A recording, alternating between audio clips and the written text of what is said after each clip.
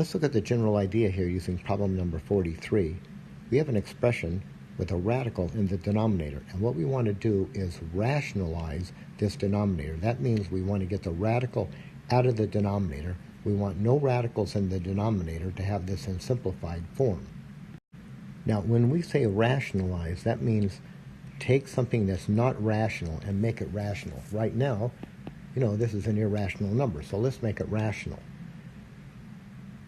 So here's our approach. What we're going to do is we're going to take this expression right here. I'll rewrite this one. 2 over square root of 2. And what I'm going to do is I'm going to multiply it by 1. Now this is a step in subsequent problems I'll probably not write, but this is the idea. I'm going to multiply it by 1. If I multiply by 1, it does not change the value. But I'm not going to write the 1 like that. What I'm going to do is I'm going to write that 1 like this.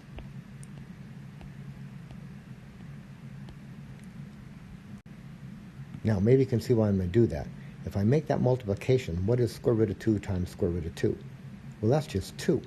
So I've gotten rid of the radical. So if I have a single term in the denominator, I'll multiply the top and the bottom by exactly that denominator. I'm squaring a square root, the radical comes off. So what I'm going to get now is this. In the top, 2 times square root of 2. This 2 is outside, this 2 is inside, they'll stay that way, so we'll get 2 times square root of 2. So we'll get 2 times the square root of 2, and in the denominator we'll get square root of 2 times square root of 2, which is just 2.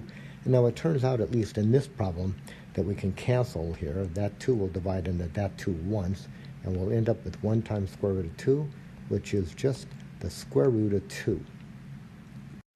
Let's use that same approach here in number 45. We have an irrational number in the denominator. We want to rationalize it, and we know what we're going to do. Now, if you want to multiply by 1 and show that step, that's fine. But you know what you're going to do. You're going to multiply the top and the bottom by that denominator right there. So this is now going to look like this. It's going to look like this. 25 over the square root of 5 times square root of 5 over square root of 5. And in the top, we'll get 25 times 5. The 25 is outside the radical. 5 is inside. They'll stay that way. So we're going to get 25 square roots of 5. And in the denominator, square root of 5 times square root of 5 is just 5. And at least the way this problem was written, this denominator will cancel that one. 5 into 25 is 5. And we will be left with 5 square roots of 5.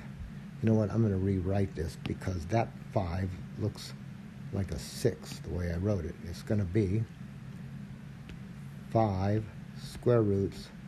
That still looks like a 6. Come on now. 5. Yeah, that's okay. So we've got the same thing going on in number 47. We have an irrational number in the denominator, so we're going to rationalize this. Let's take our square root of 7 over square root of 3, and we'll multiply the top and the bottom by the square root of 3. And when we do this, the 7's under the radical, the 3 is under the radical, so we can multiply right under the radical.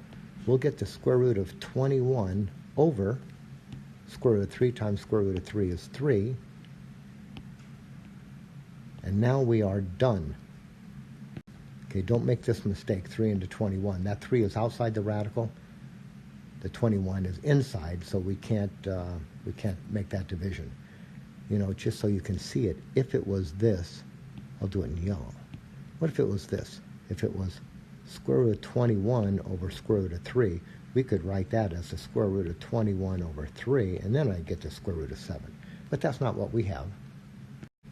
Let's rationalize this denominator here in 49. So we have a single term denominator, square root of 2. So let's write our 10 square roots of 7 over square root of 2, and then we'll multiply the top and the bottom by that square root of 2. This will give us, now the 10's outside, it'll stay there, but the 7 is inside the radical, as is the 2, so we can multiply inside, getting 14.